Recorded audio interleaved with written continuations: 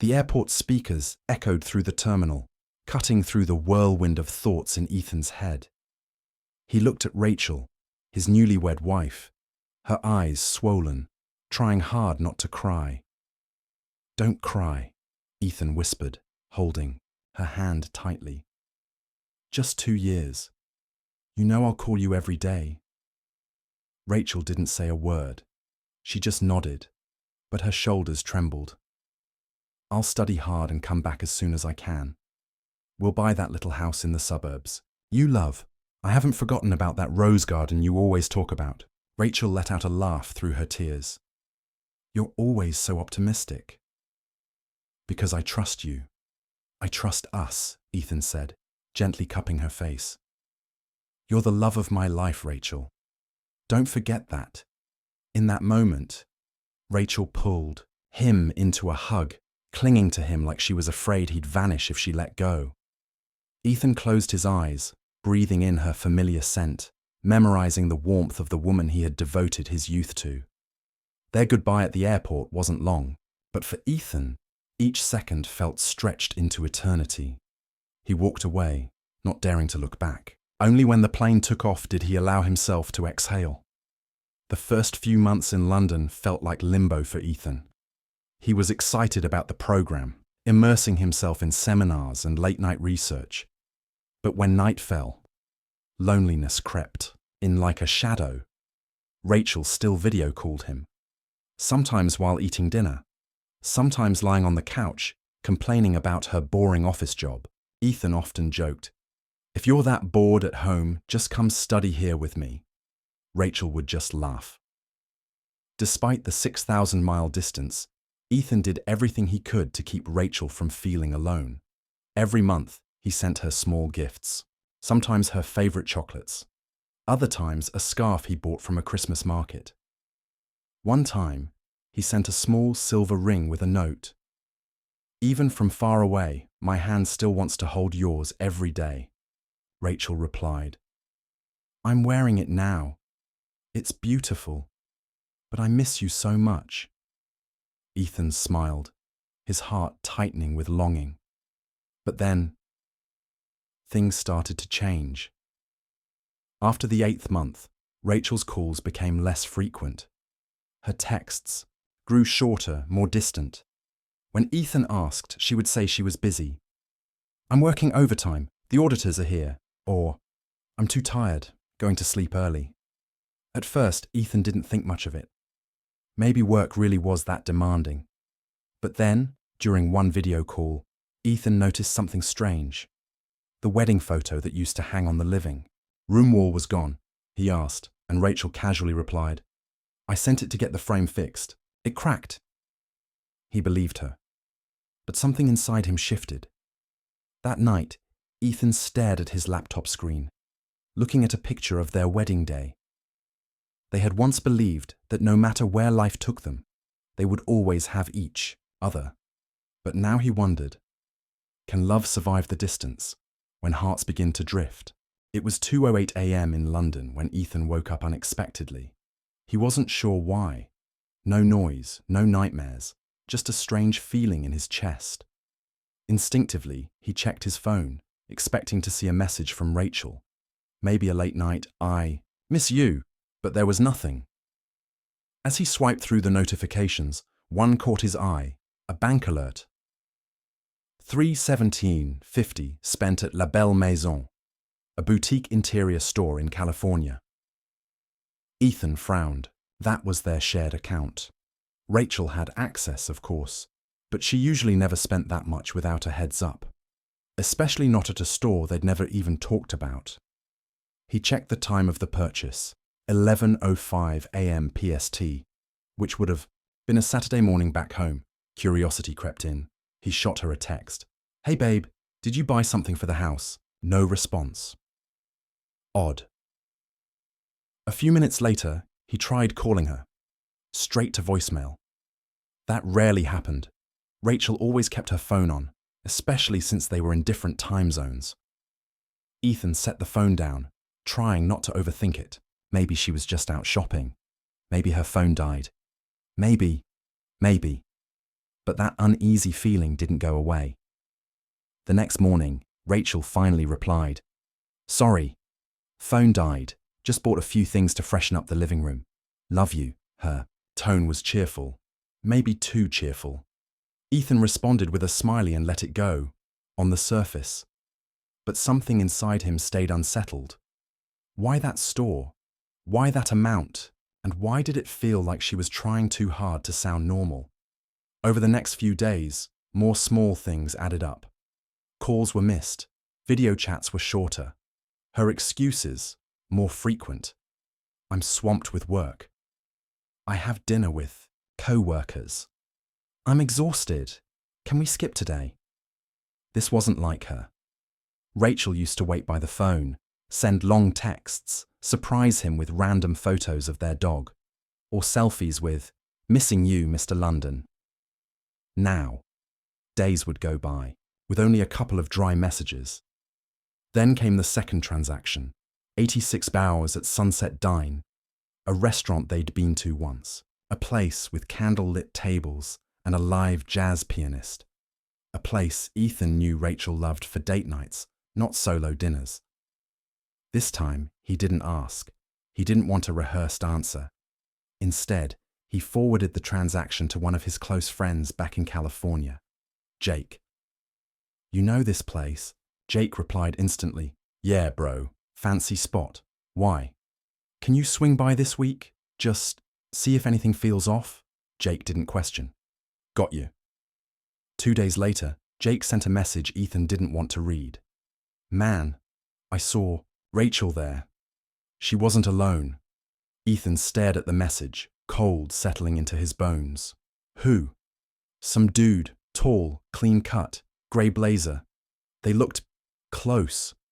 I didn't want to jump to conclusions, but it didn't look like just dinner." Jake had snapped a quick photo. Ethan opened it with trembling hands. There she was, Rachel, smiling, her hand resting on the table, just inches from the man sitting across from her. The lighting was soft, romantic. Her eyes sparkled, not with guilt, but comfort, familiarity. Ethan couldn't breathe. That look, that was his look, the one she used to save for him. He didn't sleep that night. He didn't even cry. He just stared at the photo, over and over again, as if searching for some hidden message. Maybe it was innocent. Maybe it was work-related. Maybe. But deep down, he already knew something had changed, and it had started long before this photo was taken. Ethan didn't pack much. Just a small suitcase, enough for a few days. He changed his return flight without telling anyone, not even Rachel. He told himself it was just a surprise. But deep down, he knew. This wasn't a visit. It was an investigation, a reckoning. The flight from London to Los Angeles felt longer than usual. His chest ached the entire way. He didn't sleep. He didn't watch a movie. He just sat there, staring blankly, playing that photo over and over in his mind. Rachel, smiling, with someone else, in the same restaurant where Ethan once proposed, their first real future. He landed just after midnight. The air felt different, heavier, like something was waiting for him on the other side of town. He took a cab home. As the car turned into their street, memories came flooding back. The small park where they used to walk the dog, the grocery store she loved, the corner cafe they'd sit at on Sunday mornings, arguing over which pastry to share. The car stopped. There it was, their house, still painted blue with white shutters. The porch light was on, casting a warm, yellow glow. From the outside, everything looked the same. Ethan paid the driver and got out. His hand trembled slightly as he pulled out his old house key. He hesitated on the porch, took a breath, then slowly unlocked the door. It opened with a soft click, just like always. Inside, it was quiet, too quiet. He stepped in. The living room smelled faintly of lavender, Rachel's favorite candle scent. The coffee table was clean, almost too clean. A vase of fresh flowers sat in the center, and then he saw it. 2 wine glasses on the side table, both half full, one with lipstick. He didn't move. His eyes scanned the room slowly. No shoes by the door, no voices, no music. He walked further, in, his footsteps nearly silent on the wooden floor. Then he noticed the coat on the hook. A man's coat, not his. It was grey, the same shade Jake had described from the restaurant. His heartbeat quickened. He walked past the kitchen. The dishes were washed. 2 plates, 2 forks, napkins still neatly folded. His hand hovered over the counter. Still, warm. She had company. Tonight. He moved to the hallway. The bedroom door was closed. For a second, he thought he heard a sound.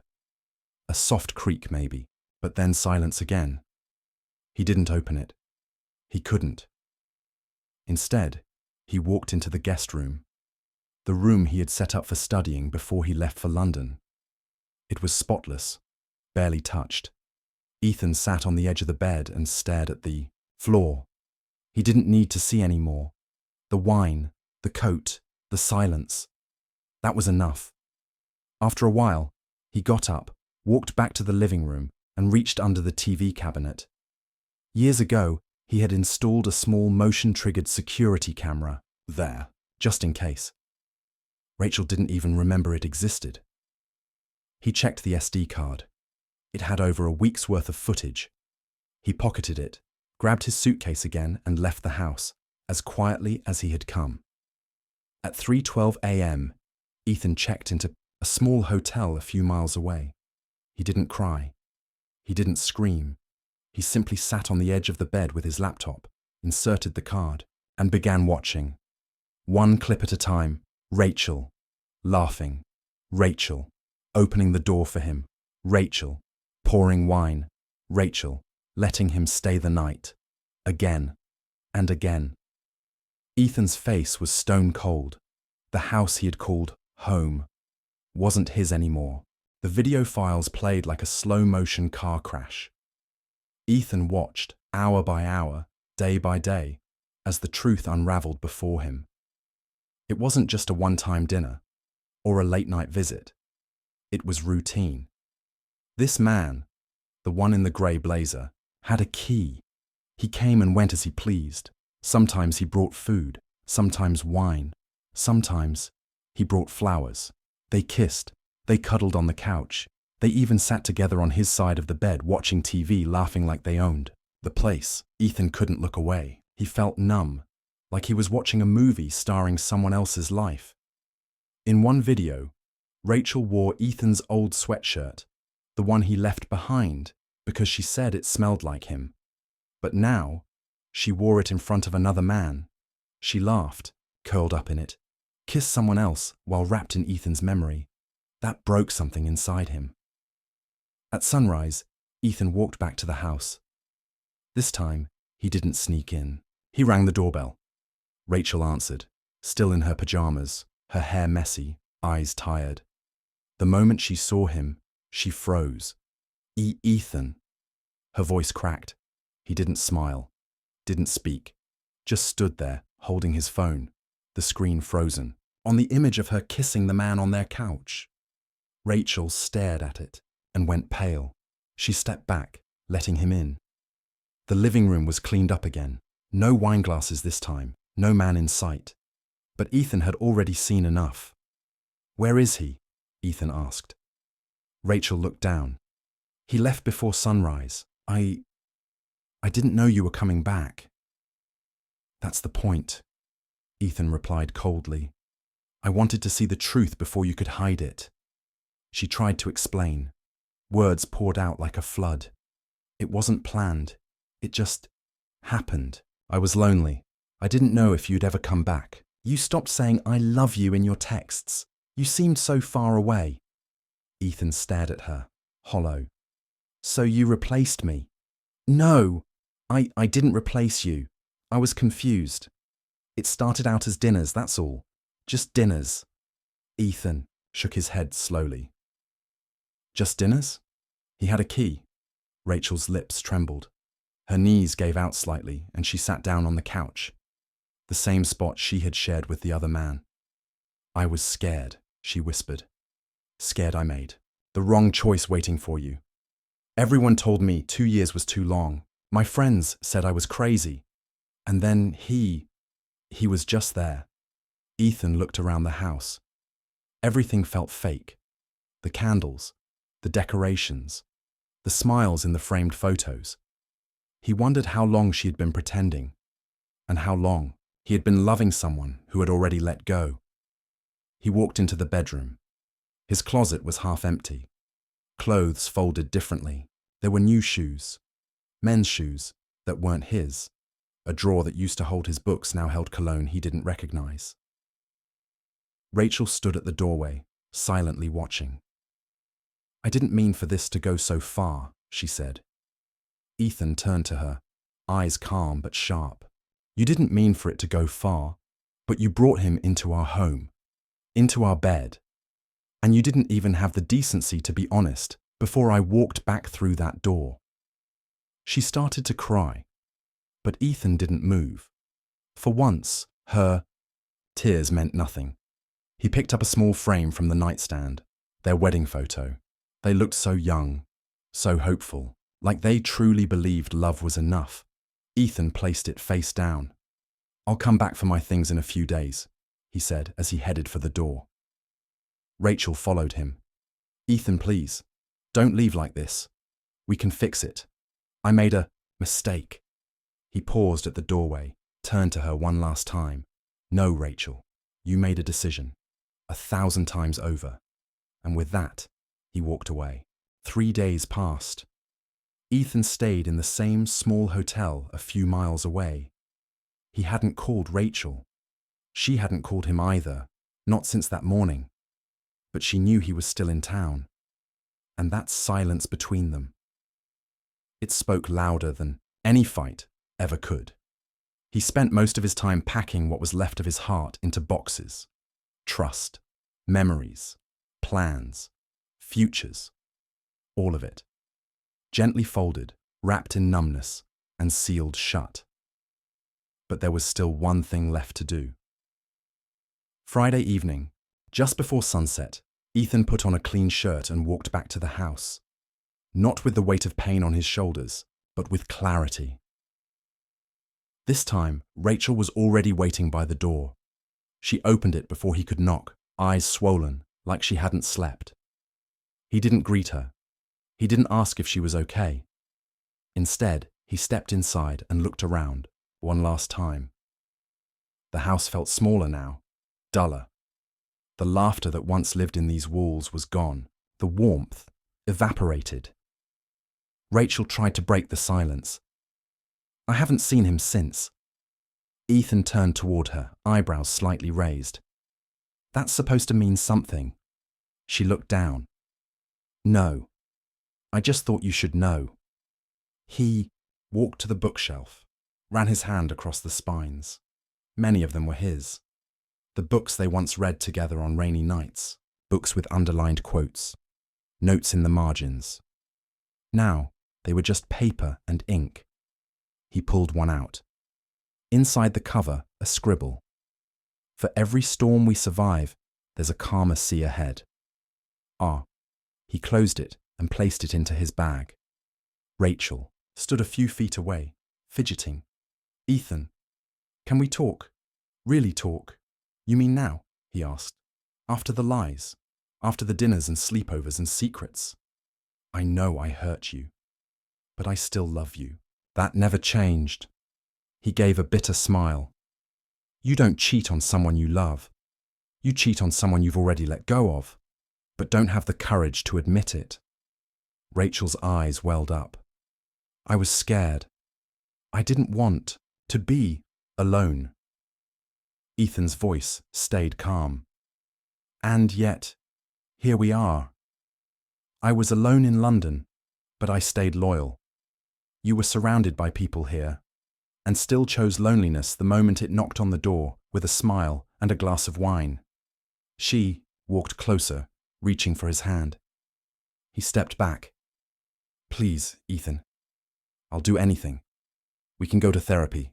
We can start over. Ethan shook his head. You don't get to choose healing after you chose destruction. Not when the pieces aren't even yours to fix anymore. Rachel looked shattered. Her lips trembled, but no words came out. Ethan zipped up the bag, slung it over his shoulder, and took one last look around. Then, quietly, he reached into his back pocket and pulled out a single envelope. It was the divorce papers. He handed it to her. Her hands shook as she took it. You're really doing this? I already did, Ethan said softly. You just hadn't seen it yet. He stepped outside, the evening air cool against his skin. For the first time in days, he felt something he hadn't felt since landing: peace. Rachel didn't follow him. She stood in the doorway, clutching the papers, watching the man she once promised forever walk away with no intention of ever turning back. The following morning, Ethan checked out of the hotel. His flight was in 2 days, but his mind was already gone. He'd made his decision, signed the papers, walked away with what little dignity he had left. Or so he thought. He was halfway through, his coffee at a quiet diner near the freeway, when his phone buzzed. Rachel. He stared at the screen for a long moment, then answered. Her voice was quiet, shaky. Can we meet? Just once more. Ethan didn't respond right away. I need to tell you something, she added. Something I should have told you a long time ago. They met in the same park where they had once taken anniversary photos, under the oak tree that still bore their initials, carved inside a heart. Rachel looked tired, older, like the weight of her choices had aged her in just a few days. Ethan didn't sit. He leaned against the railing, arms crossed. Rachel fidgeted with the sleeve of her sweater. I know you don't owe me anything, and I don't expect you to forgive me. But I couldn't live with myself if I let you leave without knowing the whole truth. Ethan kept his eyes on the distance. Say what you need to say. She took a breath, deeper than any she'd taken before. I'm pregnant, she said. The world went still. Birds chirped in the background. Leaves rustled gently in the wind. But in Ethan's mind, silence. It hit like a punch to the gut. He turned to face her, his expression unreadable. Is it mine? He asked, his voice so low she almost didn't hear it. Rachel's eyes welled up instantly. She shook her head, slowly. No, just one word, but it shattered everything. Ethan exhaled through his nose. Not a sigh, not frustration, just disbelief. She continued, her voice barely holding together. I found out 2 weeks ago. I was going to tell you, but you came home. And then everything fell apart. He stared at her for a long time, trying to process the layers of pain. You were carrying someone else's child, and you were still sleeping in our bed. I didn't plan this, Ethan, she whispered. I didn't mean to fall for him. I didn't mean for any of it to happen. You didn't mean, he snapped. Rachel, you didn't trip and fall into infidelity. You chose it, over and over again. And now you're carrying a piece of that choice with you, she flinched. For a moment, neither of them said anything. Then Ethan's voice softened. But it wasn't kindness. It was finality. I think this is where our story ends. Rachel stepped forward, her voice trembling. I know I don't deserve your forgiveness, but please, don't leave thinking I never loved you. He looked into her eyes he once trusted with his entire future. I believe you did, he said. But love isn't just a feeling. It's loyalty, respect, choice. You didn't lose me because you stopped loving me. You lost me because you stopped choosing me.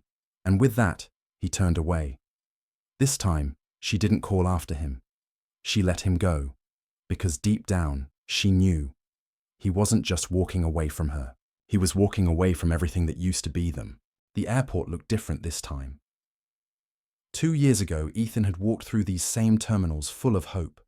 Love in his chest, dreams in his suitcase. Now he carried only silence. There were no teary goodbyes, no promises whispered into kisses. Just a man with tired eyes and a broken heart, waiting for a flight that meant something deeper than miles. It meant closure. He sat by the gate, staring out the window.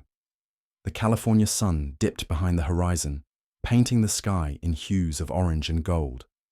Beautiful and final.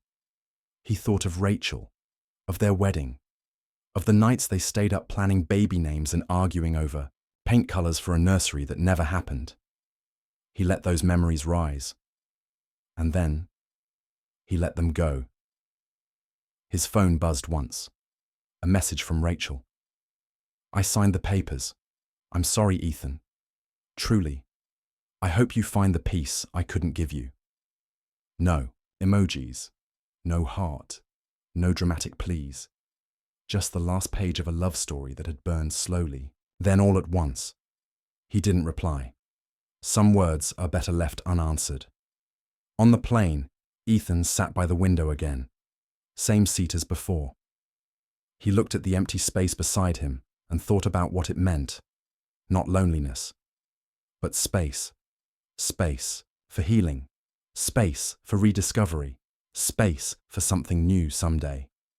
2 weeks later, Ethan moved into a small apartment across the country. New city, new air, new silence. He got a dog, a goofy golden retriever named Max, who liked to steal socks and sleep on the couch. Every morning he brewed his coffee, stepped out onto the balcony and let the wind hit his face. No regrets, no bitterness, just a quiet strength. He never reached out to Rachel again.